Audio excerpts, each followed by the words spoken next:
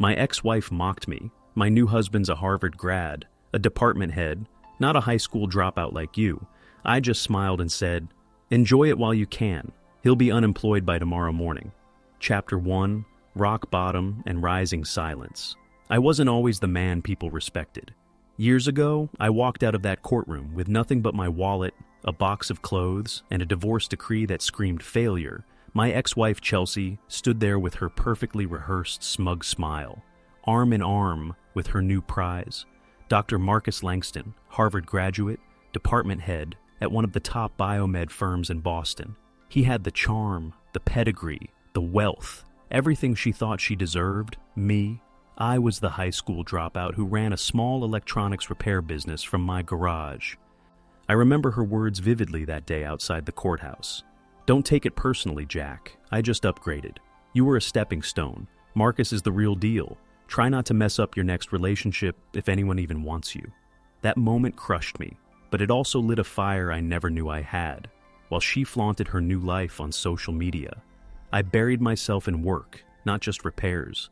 I learned every single night business strategy, electronics design, startup funding, contracts, AI automation. My GED came first, then community college, then an online engineering degree. I turned my garage into a startup, and that startup into a company, quietly, no social media, no bragging, no hint of what I'd become until last weekend. Chelsea invited me with what I assumed was smug charity to her charity gala at the Langston estate. Said it would be good networking for someone like me. I almost declined, but then I saw the guest list. Marcus Langston's entire executive board would be there. And I wasn't just anyone anymore. I was the silent investor behind his company's largest private competitor. I was Jack Vaughn, the founder of Signal Forge, and I was about to shake the very ground they walked on. Chapter 2, The Gala of Illusions. The Langston estate was everything you'd expect from two people obsessed with image: white marble floors, classical music floating through the air, waiters in tuxedos offering wine I could barely pronounce years ago and wouldn't have been allowed near. I arrived in a charcoal gray tailored suit, no flashy brand logos, just power and silence, no entourage, no name tag, no wife on my arm. Chelsea barely recognized me at first. She was in a crimson gown sparkling with jewels she likely didn't pay for. Her lips curled into that same smug smile from the courthouse years ago. "Jack, wow, I didn't expect you to actually come," she laughed. "You clean up nice for a repairman." I didn't flinch. "Thanks. I came to see Marcus. We've got business." That got her attention. She blinked, then forced another laugh. "Business with Marcus? He's the department head of the most prestigious R&D division in the country. I don't think he has time for gadgets." Just then, Marcus approached, same smug aura, square jaw, slicked back hair, the embodiment of upper crust arrogance. He gave me a slow, condescending look. "Ah, the ex, still working out of that garage." I smiled, calm. "No, I upgraded. Now I run the company that's about to bury yours in federal litigation." Their smiles cracked just for a second. "Excuse me?"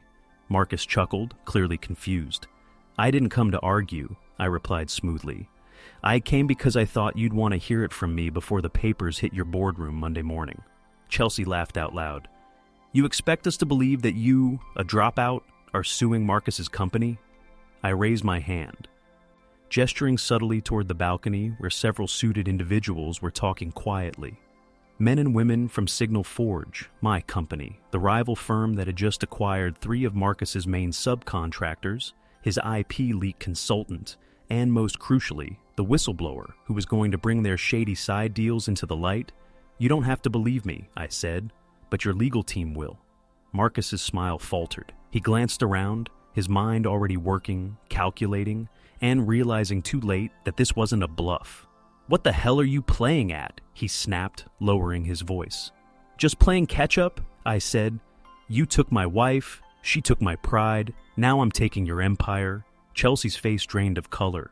"You're lying. You have nothing." I leaned in. "Marcus will be unemployed by tomorrow morning, and you'll be right back where you started. Only this time, no one will be dumb enough to pick up the pieces." I stepped back, letting the weight of my words sink in. That night wasn't about revenge through rage. It was about power through poise, the kind of quiet, lethal precision that makes the arrogant realize they were never in control. Chapter 3, The Cracks Beneath the Surface. By the time the gala ended, the storm had already begun to brew. At exactly 7:45 a.m., the next morning, a sealed envelope landed on the desk of Marcus Langston's CEO, hand-delivered by federal agents. Simultaneously, subpoenas were issued to his division for misappropriation of government research funds, falsified patents, and insider manipulation tied to offshore accounts. Marcus called Chelsea in a panic. He wasn't bluffing, he hissed, "It's all real, the leak, the documents, the funding gaps. Someone traced it all back to us." Chelsea, still groggy from the night before, rubbed her temples. "Wait, how does Jack have this kind of reach? He fixes machines." "No," Marcus muttered, eyes wide. "He builds empires. He owns Signal Forge. They've been eating away at our contracts for months. Quietly, I thought it was coincidence. It wasn't. It was me. Months ago, after they laughed in my face and flaunted their new life, I made a vow, not just to get even, but to build something greater. So I went dark. I partnered with Exintel engineers, cyber specialists, and private equity firms looking for a sleeping giant to back.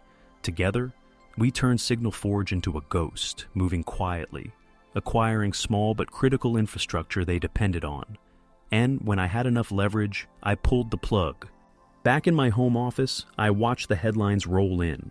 Langston Tech shares down 42%. After federal investigation, whistleblower confirms ethics violations. Major contracts frozen pending audit. Marcus was summoned by the board. Chelsea's credit cards started getting declined. Their luxurious condo was no longer a fortress. It was a gilded cage under scrutiny. 2 days later, I got a call from an unknown number. I didn't answer. I didn't need to. I knew it was Marcus, and I knew exactly what he was going to ask. But by then, the wheels were already in motion, and mercy was no longer part of the equation. Chapter 4, When the Masks Fell. 3 days after Marcus's company came under investigation, Chelsea's world collapsed like dominoes in slow motion.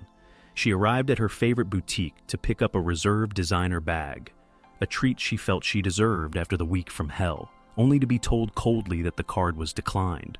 She laughed it off, then tried another, declined again, confused and embarrassed. She stormed out and called Marcus, only to hear chaos in the background. They froze everything. "Chelsea, the board suspects me of hiding money. They even contacted my ex-wife for records. What the hell did you do?" "I did," she snapped. "This is your mess. Fix it. You think I haven't tried? Your ex is destroying me, and now you too." Silence. That was the first time Marcus stopped calling her babe, back home. Chelsea tried logging into their joint investment accounts, password changed. She tried her personal laptop, locked. Even the utilities had stopped auto-paying. Water was next. Then, on a Wednesday evening, the final blow came. A knock at the door. Chelsea opened it to find a process server holding 2 envelopes.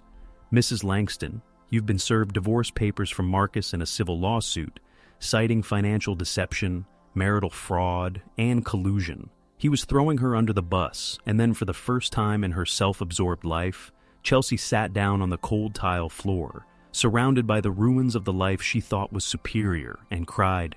Across town, I was having a quiet dinner with Amanda, Marcus's ex-wife. Yes, that Amanda. Turned out she was more than happy to help dismantle the empire her ex built, especially after what he did to her during their own bitter divorce. "You're a patient man, Jack," she said, raising her glass. "You didn't just get revenge, you orchestrated an opera," I smiled. "It's not over yet." Chapter 5, she came crawling back, 3 weeks later, broke, embarrassed. And with her new marriage disintegrated, Chelsea showed up at my door. She didn't text, she didn't call. She just stood there in the rain, makeup smeared, expensive clothes soaked, clutching the last designer purse she hadn't sold. I opened the door, calm and expressionless. "Jack," she said, voice cracking. I didn't know where else to go." I stepped aside, letting her in, but said nothing. She walked in like a ghost of her former self. The confident, cruel woman who once handed me divorce papers like they were a party invitation had vanished. Now she was quiet, timid. Marcus left. He's suing me. I can't access anything. I didn't even know what he was hiding. Please, Jack. I was wrong about everything. I see it now. You were loyal, good, real. I made a huge mistake. I sat down, offering no expression. She looked at me like a drowning woman reaching for a life raft. Can we maybe start over? That's when another voice echoed from the hallway. Jack, who is it? Chelsea's body stiffened. A woman stepped into view, elegant, poised. Amanda, Chelsea's face turned white. Her? You're with her? I finally spoke. Amanda's been helping me rebuild emotionally, legally, financially. We understand each other. She knows what betrayal feels like. Chelsea's lip trembled. Jack, please, we were married. Doesn't that mean anything? I stood, walked over to the hallway table, and handed her an envelope. It did. That's why I protected myself long before you filed for divorce. This is your final settlement offer. Take it, sign it, and don't contact me again. She opened it, her mouth moved, but no words came out. It was more generous than she deserved, but it also came with a legally binding NDA. No social media sob stories, no smear campaigns. Why? She whispered. Why are you being kind even now? I looked her in the eyes, because I want you to live with it. I want you to remember the man you threw away for an illusion. I want that regret to echo every time you reach for something real and feel it's gone. She left without another word. Amanda stepped beside me and took my hand. That was classy, she said. Revenge doesn't always need to be loud, I replied. Sometimes the silence is louder than any scream. Epilogue, the final chapter she never saw. Coming 6 months had passed. Chelsea's life had unraveled entirely. Her new husband, Marcus, the Harvard Grad department head she flaunted like a trophy, had not only divorced her, but his high salary job had evaporated after the investigation into financial misconduct. The one I anonymously triggered, her name was now linked to a public scandal. She couldn't find work, not in her industry, not even close. Her so-called elite friends vanished the moment the headlines hit. Meanwhile, I'd quietly continued building my life. Amanda and I co-founded a nonprofit to help victims of betrayal and manipulation rebuild emotionally and financially.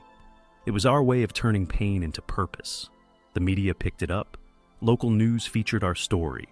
Soon, major outlets called us the power couple of reinvention.